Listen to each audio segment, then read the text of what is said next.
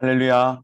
오늘 수요 강좌 가운데 함께 하신 여러분들을 주의 이름으로 환영하며 축복합니다. 오늘 이 시간에는 구원이 필요한 사사 삼손을 함께 배우며 또 우리의 신앙을 도전하는 귀한 시간 되기를 소망합니다. 여러분, 여러분들이 만약에 어떤 팀을 운영해서 팀장으로서 자신의 팀을 꾸려가야 한다라고 하면, 그리고 그 팀을 꾸려갈 때에 운동을 한다든지 경기를 한다든지 아니면 게임을 한다든지 팀이 함께 어떤 우승을 해야 하는 그런 필요가 있는 그런 모임이라고 한다면, 그리고 내가 팀장으로서 팀원을 내가 선택할 수 있는 권리가 내게 있다라고 한다면, 여러분들은 팀원들을 어떻게 뽑겠습니까? 아마도 모두가 상대와 함께 겨루는 경기에 있어서 게임을 하든 그 무엇을 하든 우리 팀이 가장 잘 할 수 있도록 가장 탁월하고 가장 능력이 있는 사람을 팀원으로 뽑지 않겠습니까? 아마 다 이신전심 아닐까 싶습니다. 그런데 하나님께서는 당신의 계획을 펼치기 위해서 전혀 뜻밖의 사람을 모으십니다. 공교롭게도 하나같이 구원이 필요한 죄인들을 하나님께서 뽑으셨고, 그리고 그들을 통하여서 하나님의 귀한 사역을 이루어 가셨다라고 하는 것이죠. 의심이 많았던 아브라함, 그리고 사기꾼 같은 야곱, 사람을 자신의 분노를 참지 못하고 쉽사리 죽여 살인자가 되었던 모세, 또한 부하의 여인을 간음하기 위해서, 또 그 간음한 것을 덮기 위해서 서슴없이 간음을 하고 또 부하를 죽였던 다윗, 그리고 그 삶 자체가 그다지 깨끗하지 않았던 기생 라합 등과 같은, 이렇게 성경에 등장하는 여러 인물들을 볼 때에 하나님께서 과연 이런 사람들을 쓰기에 적합하실까 하는 의문이 들 때가 있습니다. 그럼에도 불구하고 하나님께서는 어떻게 하십니까? 우리 눈에 부족해 보였지만, 결여됨의 투성이인 것 같지만은 그런 사람들 한 사람 한 사람을 모았습니다. 바로 하나님께서는 불완전한 사람들을 통하여서 일하시기를 부끄러워하지 않는 그런 하나님이심을 우리에게 보여주며, 이 땅 가운데서 여전히 불완전한 삶을 살아가고 있는 저와 여러분, 우리 인생 가운데서도 개입하기를 원하시는 줄 믿습니다. 오늘 이 시간은 우리가 이스라엘의 구원을 위해 부르짖지 않았음에도 불구하고, 이스라엘 민족이 자신들의 구원을 위해서 부르짖지 않았음에도 불구하고 하나님께서 블레셋 족속들에게서 그들을 구원하기 위해 보내주셨던 마지막 사사 삼손을 소개하며 다루는 시간을 갖고자 합니다. 사랑하는 여러분, 풍성한 하나님께서 그들을 위해 구원자를 세우셨고, 죄 많고 허물 많은 삼손을 선택하신 하나님은 자기 백성과 자기 이름의 영광을 위해 그를 사용하셨는데요. 그러면 삼손, 그는 어떤 사람이었을까요? 오늘 함께 살펴보도록 하겠습니다. 첫째로 함께 살피기를 원하는 것은 바로 삼손, 그는 자신의 충동적인 행동을 통하여서 하나님 앞에 서원하였던 그의 삶을 송두리째 깨트려 버렸던 그런 인물이었습니다. 여러분, 우리가 잘 아는 것처럼 삼손은 어떻게 태어났습니까? 그는 나실인으로 태어났죠. 그래서 나실인으로서 갖추어야 할 규례가 있었습니다. 나실인의 규례. 첫째, 시체를 가까이 하지 말 것, 부정하기. 둘째는 술이나 또한 술을 만들 수 있는, 그러니까 포도주나 포도나무의 열매를 금하도록 하셨습니다. 그리고 셋째로 머리카락에 칼을 대지 않는 것. 바로 이것이 삼손이 지켜야 할 나시린의 규례였습니다. 그러나 불행하게도 어떻습니까, 여러분? 삼손은 이 나시린의 규례를 처음부터 끝까지 첫 번째, 두 번째, 세 번째 모두 다 지키지 못하는, 아니 지키지 않는 그런 삶을 살았습니다. 사사기 14장에 있는 말씀을 통하여 볼 때에 삼손이 딥나에 내려가서 거기서 블레셋 사람의 딸들 중에서 한 여자를 보고 올라와서 자기 부모에게 말하여 이르되 내가 딥나에서 블레셋 사람의 딸들 중에서 한 여자를 보았사오니 이제 그를 맞이하여 내 아내로 삼게 하소서 하매 그의 부모가 그에게 이르되 내 형제들 딸들 중에서나 내 백성 중에 어찌 여자가 없어서 내가 할례 받지 아니한 블레셋 사람에게서 가서 아내를 맞으려 하느냐 하니 삼손이 그의 아버지에게 이르되, 여러분 기가 막힌 이야기입니다. 내가 그 여자를 좋아하오니 나를 위하여 그 여자를 데려오소서 하니라. 아멘. 삼손이 사는 곳에서 얼마 떨어져 있지 않은 곳에 바로 블레셋 땅 딥나라고 하는 마을이 있었습니다. 그런데 삼손은 공교롭게도 그 블레셋 땅에서 살고 있는 딥나의 한 여인을 좋아하게 되었고 그 여인과 결혼하기를 원했습니다. 그런데 여러분 무엇이라고 전제하고 있습니까? 그 딥나라고 하는 곳이 어떤 곳이라고요? 바로 블레셋 지경에 있는 블레셋의 딸이라고 말씀을 합니다. 블레셋의 딸이라고 하는 것, 바로 이방 여인이죠. 우상을 섬기는 그런 여인입니다. 그런 그가 이런 이방 여인에게 빠져서 하나님이 가나안 족속과 혼인하지 말라고 하신 이 분명한 가르침을 한 번에 무시합니다. 다른 이도 아니고 누가요? 바로 나실인으로서 하나님 앞에 쓰임을 받고 있는 사사가 하나님의 말씀을 정면으로 무시하고 하나님의 말씀을 듣지를 않습니다. 그리고 그가 여인을 선택한 기준은 무엇인가? 바로 내가 그 여자를 좋아한다라고 하는 것이죠. 하나님의 말씀이 그에게 선택적 기준이 되지 않습니다. 그에게 있어서 기준은 자기 자신입니다. 여러분, 이것은 단순히 인종이나 어떤 민족의 문제가 결코 아닙니다. 바로 이방 여인, 다른 신을 섬기는 것, 아마 우상을 섬기는 이 여인을 삼손이 좋아한다라고 하는 것은 그의 부모로서도 정말로 동의할 수 없고 납득해 줄 수 없는 그런 사안이었습니다. 결국 하나님이 옳다고 하는 것, 하나님께서 중요하다라고 여기는 것보다 오늘 삼손은 자기가 좋아하는 것, 자기 눈에 보기 좋은 것. 여러분, 사사기의 특징이 무엇입니까?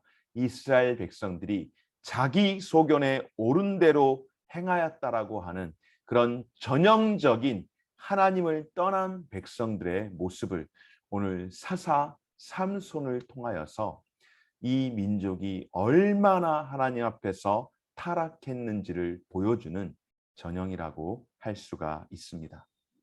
사랑하는 여러분, 삼손은 태어날 때부터 나시린의 서원 아래서 양육이 되었지만 그러나 그 서원이, 그 신앙이 그 마음과 그 삶 가운데에 깊숙이 뿌리 내리지 못하였습니다. 어린 시절에야 어느 정도 부모를 따르며 살아갈 수 있었을지도 모르겠지만 그러나 성인이 되었을 때의 본 모습을 드러냅니다. 자녀들을 양육하고 계시는 부모님들, 저도 이 부분에 있어서 자유로울 수 없는 그런 삶을 살아가고 있지만은 정말로 품 안에 있을 때는 부모가 어떻게 해볼 수 있지만은 그러나 품을 떠나게 되면은 어떻게 될지 모른다라는 것을 오늘 삼손을 통하여서 볼 때에 우리의 자녀가 품 안에 있을 때 더 잘해야겠다라는 생각을 다시 한번 하게 됩니다. 그리고 사사기 말미에 삼손은 자신이 나시린으로서 살아가는 그 삶을 하나씩 하나씩 다 깨트립니다. 먼저 부정한 바로 시체를 가까이 하는 일을 하고, 그리고 술을 가까이 하는 정도가 아니라 과음으로 인사불성이 되어서 결국에는 자신이 끝까지 지켜야 하는, 자신의 그 머리카락에 칼을 대지 말아야 하는 그 모든 일들까지 다 어기고 서원을 깨트림으로써 이스라엘 백성들과 전혀 다르지 않는 자기 소견에 옳은 대로 행하는 삶을 살았던 사람이 바로 삼손입니다.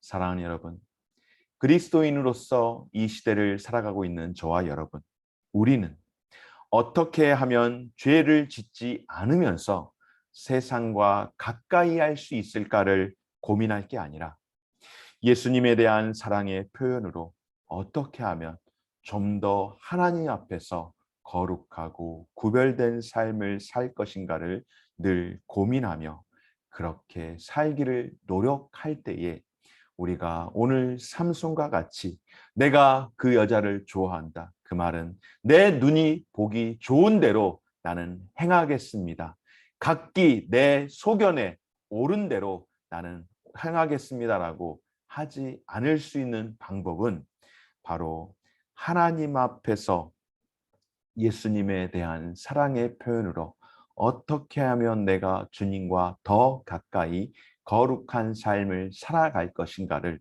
고민하고 또 고민하며 노력하는 삶인 줄 믿습니다. 오늘 저와 여러분들 그렇게 살아가기 위해서 우리의 수고를 아끼지 않는 저와 여러분의 삶이 되어지시기를 주의 이름으로 축원합니다. 오늘 두 번째로 함께 살피기를 원하는 것은 바로 삼손이 그가 성공함으로 인하여서, 그러니까 그가 하는 일들이 잘 되어짐으로 인하여서 그는 점점점 하나님과 가까워지는 삶을 살기보다는 오히려 그는 무책임한 행동을 하는 그런 삶을 살게 되었습니다.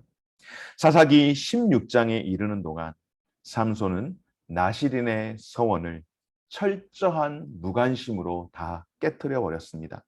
부모의 조언도 거부하고, 그리고 시체를 가까이 하지 말라라고 하였던 말씀을 떠나서 죽은 사자를 가까이 할 뿐만 아니라 거기에서 나오는 꿀을 취하여다가 먹고 마시며, 그리고 그것을 부모를 속여가면서 부모에게 먹게 함으로 함께 죄를 짓게 하고, 또한 기생과 밤을 보내는 등 그의 충동적인 행동은 점점점 악화 일로로 치닫습니다.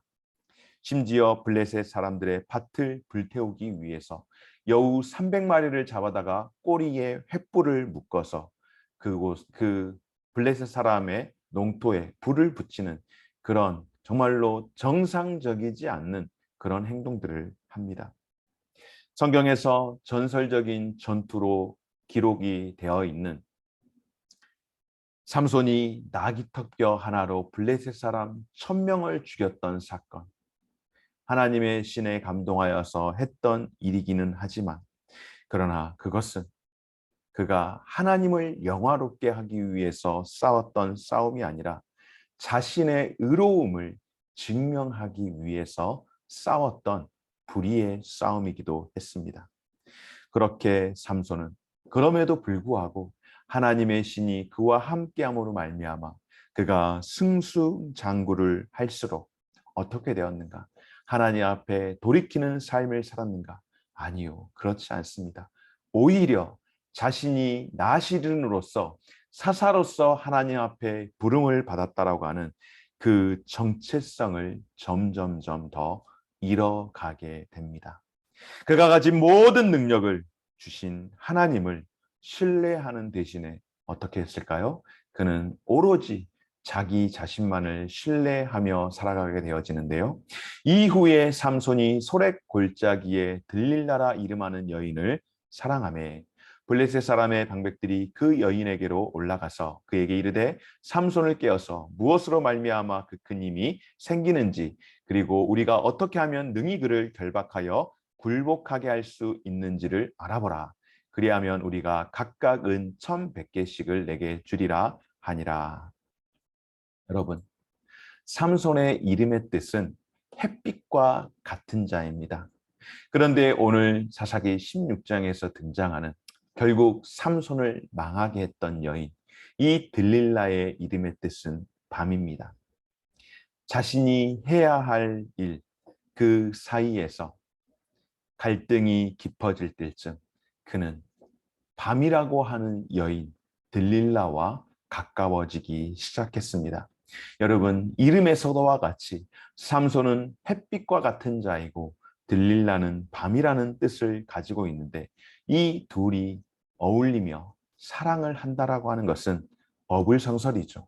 아니, 처음부터 해서도 안 되는, 불가능한, 존재할 수 없는 잘못된 선택을 지금 삼손이 행하고 있습니다. 그런데 여러분, 어떻게 이렇게 어울릴 수 없는 어불성설이라고 이야기할 수 있는 삼손과 들릴라, 이 두 사람이 서로 합을 맞춰서 어울릴 수가 있었을까요?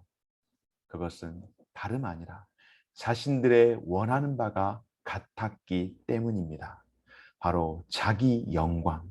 삼손도 자기 영광이라고 하는 그 욕심이 그 안에 내재되어 있었고, 들릴라 역시 자기 영광이라고 하는 그 욕심이 내재되었을 때에 서로 합이 맞게 되니 도저히 어울려서도 안 되고 어울릴 수 없는 빛과 밤이 함께 어울리게 되었습니다. 들릴라가 요구하였던 부와 권력, 그리고 삼손이 갖고자 하였던, 느끼고 싶었던 짜릿함과 성적 쾌감이 서로 맞아 떨어질 때에, 자기 영광이라고 하는 그 욕구로 맞아 떨어질 때에 이 둘이 함께하게 된 것입니다. 그래서 그들은 서로 섞고 쫓고 쫓기는 게임을 합니다. 어떻게 해요? 들릴라가 삼손에게 그 괴력의 비밀이 무엇인지를 3번이나 연거푸 묻지만, 삼손은 그때마다 마치 그녀의 마음을 다 알기라도 한 듯이 거짓으로 답을 하며 그를 노리는 자들로 하여금 계속해서 낙담을 시키지만, 여기에서 끝이 났으면 좋았을 터인데 결국 어떻게 되었습니까? 삼손이 그 어두움의 여인이었던 들릴라에게 먹히고 말았습니다. 20절 말씀에서는 이렇게 이야기하죠. 들릴라가 이르되 삼손이여, 블레셋 사람이 당신에게 들이닥쳤는지라 하니, 삼손이 잠을 깨며 이르기를 내가 전과 같이 나가서 몸을 떨치리라 하였으나 여호와께서 이미 자기를 떠나신 줄을 깨닫지 못하였더라. 아멘. 결국 들릴라에게 먹혔습니다. 결국 빛이 어두움에 잠식당하고 말았습니다. 여러분, 아무리 어두움이 강할지라도 빛이 비춰지면은 그 가운데 있는 모든 어두움이 사라지는 것이 정설 아니겠습니까? 어두움이 물러가기 마련인데 어떻게 된 것이 반대로 빛이 어두움에 사로잡히는 이런 말도 안 되는 일이 벌어질 수 있습니까? 어떻게 이런 일들이 일어날 수 있었을까요? 오늘 말씀에서 우리에게 증거합니다. 여호와께서 이미 자기를 떠나신 물, 여호와께서 이미 떠났으므로 하나님의 신이 떠난 인생에게는 아무리 그가 빛이 있는다고 할지라도, 여러분, 우리는 스스로 빛을 발광할 수 있는, 자체 발광할 수 있는 인생이 아니기에 우리에게 빛을 비춰주시는 성령님께서 우리를 강하게 붙들어 주시고 우리와 함께 해주시지 않는다면 우리가 어두움에 잠식당할 수밖에 없다라고 하는 것이죠. 바로 삼손이 하나님의 신이 떠나게 됨으로 말미암아 이런 비극을 초래하게 되었습니다.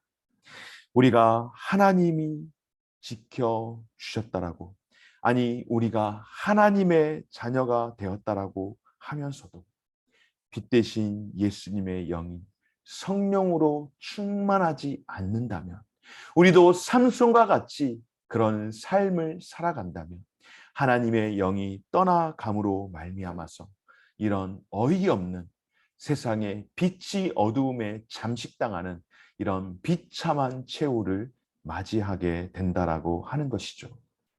사랑하는 여러분, 삼손의 이야기는 전형적인 비극에 해당합니다.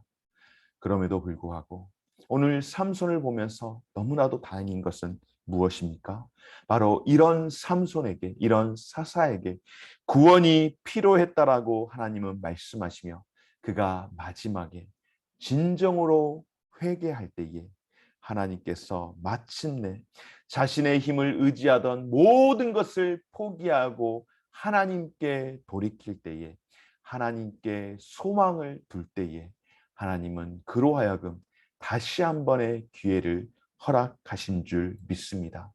바로 삼손이 패배로 인하여서 결국 하나님께 돌아오게 되었고 그 마지막의 삶이 하나님 앞에서 귀하게 쓰임받게 된 줄 믿습니다.